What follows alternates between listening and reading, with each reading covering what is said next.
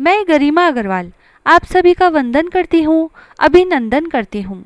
आज हम आपको बता रहे हैं गणेश चतुर्थी की व्रत कथा। हर महीने 2 चतुर्थी आती है। शुक्ल पक्ष की चतुर्थी को विनायक चतुर्थी और कृष्ण पक्ष की चतुर्थी को संकष्टी चतुर्थी कहते हैं। संकष्टी चतुर्थी को चौथ माता का व्रत भी किया जाता है और गणेश चौथ का व्रत भी किया जाता है। चौथ माता के व्रत की अलग कहानियाँ होती है और गणेश संकष्टी चतुर्थी व्रत की अलग कथा होती है। सभी महीने की चौथ माता की कहानी और गणेश संकष्टी चतुर्थी व्रत की कथा सुनने के लिए जुड़े रहिए हमारे चैनल द मैजिकल जिंदगी से। और यदि अभी तक आपने हमारा चैनल सब्सक्राइब नहीं किया है तो ज़रूर कर लें, क्योंकि आगे भी समय समय पर हम लाते रहेंगे सभी व्रत त्योहारों की कहानियाँ। तो चलिए सुनते हैं चैत्र माह की गणेश संकष्टी चतुर्थी व्रत कथा। चैत्र माह की गणेश चतुर्थी व्रत कथा एक मकर ध्वज नामक राजा की कथा है। पार्वती जी ने पूछा कि हे गणेश जी, चैत्र कृष्ण चतुर्थी को गणेश जी की पूजा कैसे करनी चाहिए, इस दिन भोजन क्या करना चाहिए, चैत्र मास के गणपति देवता का क्या नाम है, उनके पूजन आदि का क्या विधान है, सो आप मुझसे कहिए। गणेश जी ने कहा कि हे महादेवी, चैत्र कृष्ण चतुर्थी के दिन विकट नामक गणेश की पूजा करनी चाहिए। दिन भर व्रत रखकर रात्रि में षोडशोपचार से पूजन करना चाहिए। ब्राह्मण भोजन के अनंतर स्वयं व्रती को इस दिन पंचगव्य यानी गौ का गोबर, मूत्र, दूध, दही, घी आदि का पान करके रहना चाहिए। यह व्रत संकट नाशक है। इस दिन शुद्ध घी के साथ बिजोरे और नींबू का हवन करने से बांझ स्त्रियां भी पुत्रवती होती है। हे शैलपुत्री, इसका इतिहास बहुत विचित्र है। इसके स्मरण मात्र से ही मनुष्य को सिद्धि मिलती है। मैं उसे कह रहा हूँ। प्राचीन काल में सतयुग में मकरध्वज नामक एक राजा हुए। वे प्रजा पालन के प्रेमी थे। उनके राज्य में कोई निर्धन नहीं था।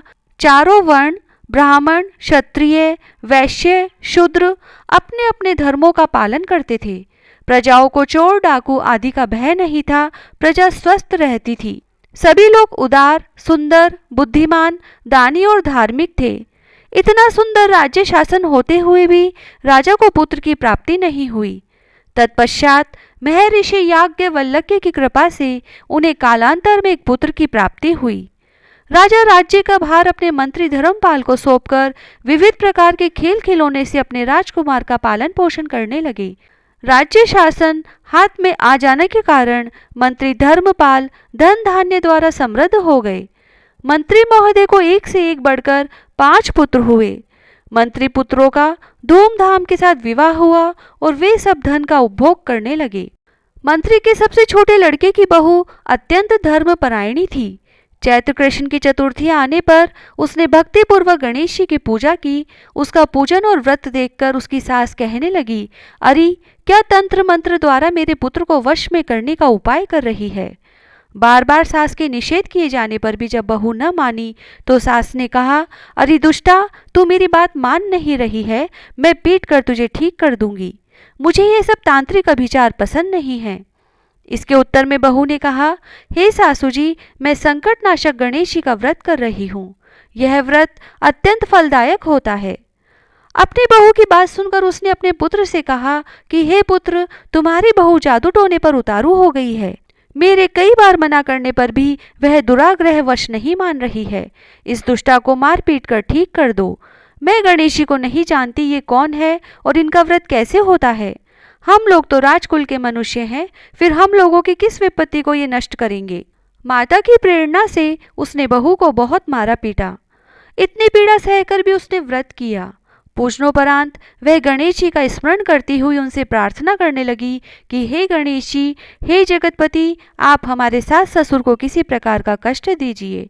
हे गणेश्वर, जिससे उनके मन में आपके प्रति भक्ति भाव जागृत हो। विभु विश्वात्मा गणेश जी ने सबके देखते ही देखते उधर राजकुमार का अपहरण करके मंत्री धर्मपाल के महल में छिपाकर रख दिया। बाद में उसके वस्त्र, आभूषण आदि उतारकर राजमहल में फेंक दिए और स्वयं अंतर्ध्यान हो गए। इधर राजा ने अपने पुत्र को शीघ्रता से पुकारा, परंतु कोई प्रत्युत्तर न मिला। फिर उन्होंने मंत्री के महल में जाकर पूछा कि मेरा राजकुमार कहाँ चला गया। महल में उसके सभी वस्त्राभूषण तो है, लेकिन राजकुमार कहाँ चला गया है? किसने ऐसा निंदनीय कार्य किया है? ओह, मेरा राजकुमार कहाँ गया? राजा की बात सुनकर मंत्री ने उत्तर दिया, हे राजन, आपका चंचल पुत्र कहाँ चला गया इसका मुझे पता नहीं है। मैं अभी गांव, नगर, बाग बगीचे आदि सभी स्थानों में खोज कर आता हूँ। इसके बाद राजा अपने सभी नौकरों, सेवकों आदि से कहने लगे, हे अंगरक्षकों, मंत्रियों, मेरे पुत्र का पता शीघ्र ही लगाओ। राजा का आदेश पाकर दूत लोग सभी स्थानों में खोज करने लगे। जब कहीं भी पता न लगा तो आकर राजा से डरते डरते निवेदन किया कि महाराज, अपहरणकारियों का कहीं सुराग न मिला। राजकुमार को आते जाते किसी ने नहीं देखा। उनकी बातों को सुनकर राजा ने मंत्री को बुलवाया। मंत्री से राजा ने पूछा कि मेरा राजकुमार कहाँ है? हे धर्मपाल, मुझसे साफ साफ बता दे कि राजकुमार कहाँ है।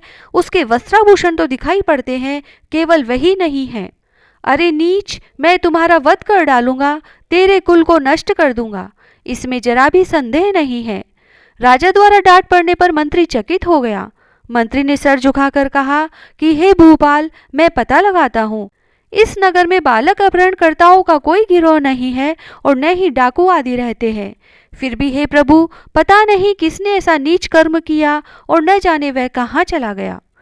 धर्मपाल ने आकर महल में अपनी पत्नियों और पुत्रों से पूछा। अपनी सभी बहुओं को बुलाकर भी उसने पूछा कि यह कर्म किसने किया है। यदि राजकुमार का पता नहीं लगा तो राजा मुझ अभागे के वंश का विनाश कर देंगे। ससुर की बात सुनकर छोटी बहू ने कहा कि हे दादाजी, आप इतने चिंतित क्यों हो रहे हैं? आप पर गणेश जी का कोप हुआ है, इसीलिए आप गणेश जी की आराधना कीजिए। राजा से लेकर नगर के समस्त स्त्री पुरुष, बालक वृद्ध संकटनाशक चतुर्थी का व्रत विधि पूर्वक करे तो गणेश जी की कृपा से राजकुमार मिल जाएंगे। मेरा वचन कभी मिथ्या नहीं होगा। छोटी बहू की बात सुनकर ससुर ने हाथ जोड़कर कहा कि हे बहू, तुम धन्य हो, तुम मेरा और मेरे कुल का उद्धार कर दोगी। गणेश जी की पूजा कैसे की जाती है? हे सुलक्षणी, मुझे बताओ। मैं मंदबुद्धि होने के कारण व्रत के महात्म्य को नहीं जानता हूँ। हे कल्याणी, हम लोगों से जो भी अपराध हुआ हो उसे क्षमा कर दो और राजकुमार का पता लगा दो। तब सब लोगों ने कष्टनाशक गणेश चतुर्थी का व्रत करना आरंभ किया। राजा सहित समस्त प्रजाजनों ने गणेश जी की प्रसन्नता के लिए व्रत किया। इससे गणेश जी प्रसन्न हो गए। सब लोगों के देखते ही देखते उन्होंने राजकुमार को प्रकट कर दिया। राजकुमार को देखकर नगरवासी आश्चर्य में पड़ गए और सभी बहुत प्रसन्न हुए। राजा के हर्ष की तो सीमा न रही। राजा कह उठे, गणेश जी धन्य है और साथ ही साथ मंत्री की कल्याणी बहू भी धन्य है, जिसकी कृपा से मेरा पुत्र यमराज के जहाँ जाकर भी लौट आया। अतः सब लोग इस संतानदायक व्रत को निरंतर विधि पूर्वक करते रहें। श्री कृष्ण ने कहा कि हे राजा युधिष्ठिर, त्रिलोक्य में इससे बढ़कर कोई दूसरा व्रत नहीं है। हे कुरु कुल दीपक, आप भी अपने कलेशों के लिए इस व्रत को अवश्य कीजिए। श्री कृष्ण जी के मुख से इस कथा को विस्तार पूर्वक सुनकर युधिष्ठिर ने बड़े ही भक्ति भाव से चैत्र कृष्ण चतुर्थी का व्रत किया और गणपति की कृपा से अपने खोए हुए राज्य को पुनः प्राप्त कर लिया। जय गणेश जी महाराज।